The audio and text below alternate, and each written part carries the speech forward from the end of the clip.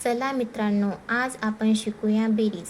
हा व्हिडिओ बघितल्यानंतर तुमची 3 अंकापर्यंतच्या बेरजेचे सर्व डाऊट क्लिअर होतील.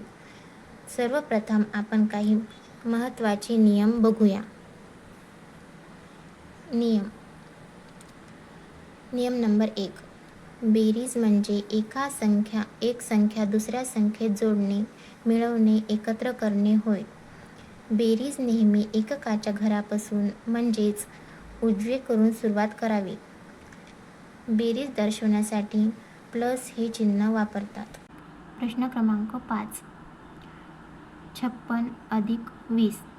तर इथं काय एकक स्थानाची संख्या एकक स्थानाच्या संख्येमध्ये मिळवायची, म्हणजे आपल्याला बेरीज करायची. 6 अधिक 0.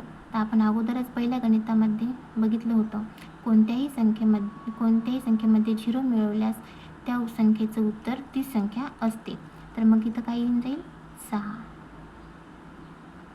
आणि इथं काय दशक स्थानी काय दिलेलं आहे? 5 अधिक 2.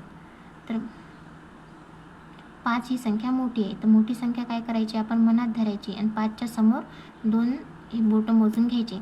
5 झाल्यानंतर 6 आणि 7. तर इथं 7 लिहून घ्यायचे. प्रश्न क्रमांक 6. 40 अधिक 30. प्रश्न क्रमांक 6. 40 अधिक 30. तर इथे एकक स्थानी काय दिलेलं आहे आपल्याला? म्हणजे बेरीज करताना कधी पण आपण उजव्या साईडनं सुरुवात करतो ना, तर मग इथं काय शून्य दिलेलं आहे? 0. 0 अधिक 0 किती? काय येईल? 0. आणि दशक स्थानी काय दिलेलं आहे? 4. 4 अधिक 3. तर 4 ही मोठी संख्या आहे, ती आपण मनात पकडू आणि 4च्या नंतर 3 मोजून घेऊ, 3 बोटं मोजून घेऊ. 5, 6, 7. तर हे लिहून घ्यायचे 7. प्रश्न क्रमांक 7. प्रश्न क्रमांक 7. 5 अधिक 94. आपण याला उलटं पण लिहू शकतो किंवा असं पण लिहू शकतो. तर ते कसंही लिहिलेलं असलं तरी पण एकक स्थानच्या संख्येमध्ये एकक स्थानची संख्याच मिसळायची. तर 5 अधिक 4. तर 5च्या नंतर 4 बोटं मोजून घ्या. 6, 7, 8, 9.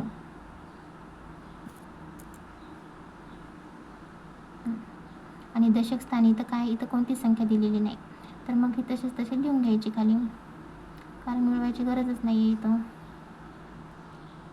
प्रश्न क्रमांक 8. 50 अधिक 45.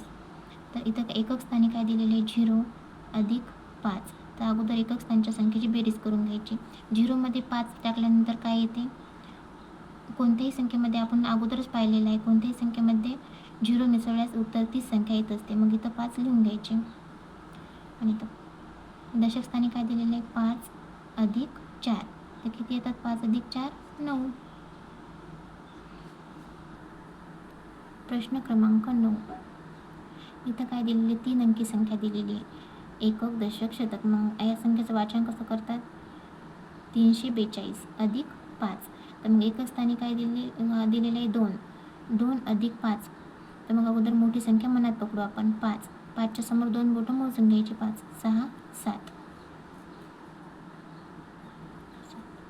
तर आता दशक स्थानच्या संख्येची बेरीज 4 प्लस इथं काही दिलेली संख्या नाही, म्हणजे ती संख्या खाली लिहून घ्यायची.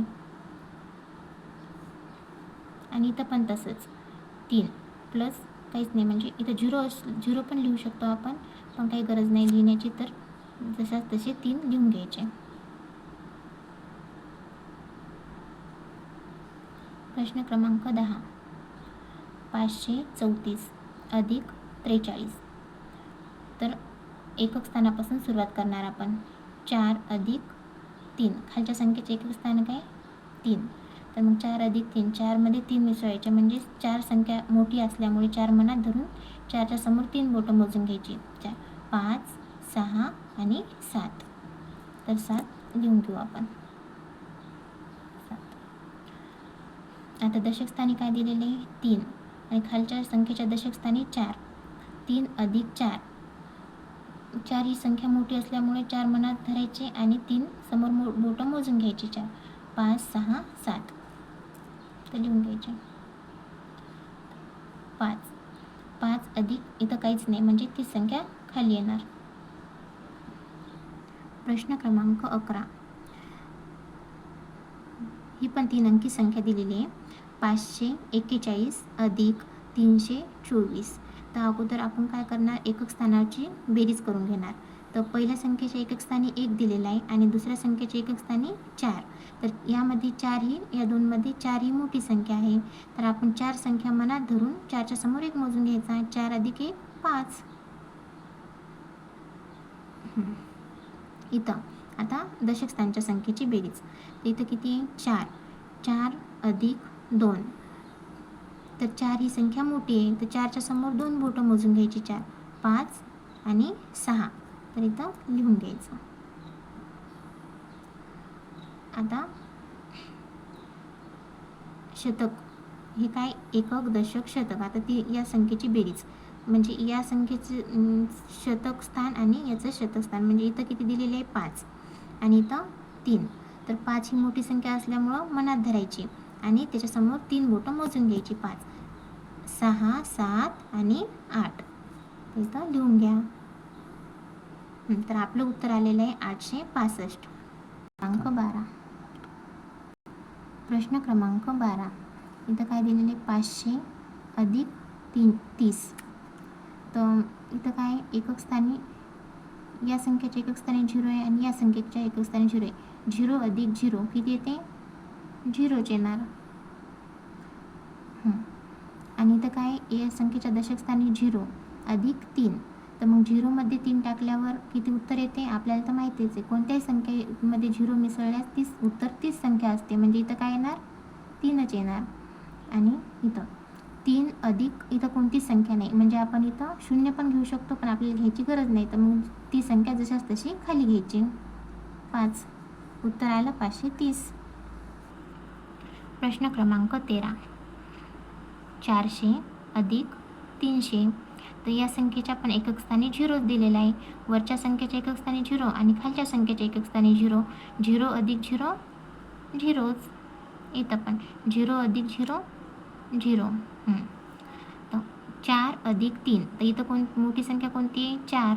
4 ही आपण काय करायची, मनात पकडायची. 4च्या पुढं 3 बोटं मोजून घ्यायची. 5, 6 आणि 7. चला लिहा 7. प्रश्न क्रमांक 14. 30 अधिक 234. तर या संख्येच्या एकक स्थानी काय आहे, 0 आणि खालच्या संख्येच्या 4. तर मग 0 अधिक 4. तर किती येणार उत्तर आपलं, 30 संख्या म्हणजेच 4 येईल. 3 अधिक 3. तर आता इथं दोन्ही पण सेमच संख्या आहेत. तर मग मोजा, 3 अधिक 3 किती होते, 3च्या नंतर 3 बोटं, 3, 4, 5 आणि 6. तर 6 लिहून घ्यायचं. तर इथं वरी कोणतीच संख्या दिलेली नाही, तर खाली 2 दिलेले आहे. तर मग ती संख्या लिहून टाकायची. तर उत्तर आलं 264. प्रश्न क्रमांक 15. इथं पण वर काय दिलेलं आहे, 2 अंकी संख्या आणि खाली 3 अंकी संख्या. कसलेही कोणतेही म्हणजे अगोदर 2 अंकी असो किंवा 3 अंकी असो, घाबरायचं नाही. आपण ज्या पद्धतीनं सोडवतो तशाच प्रकारे सोडवायचं.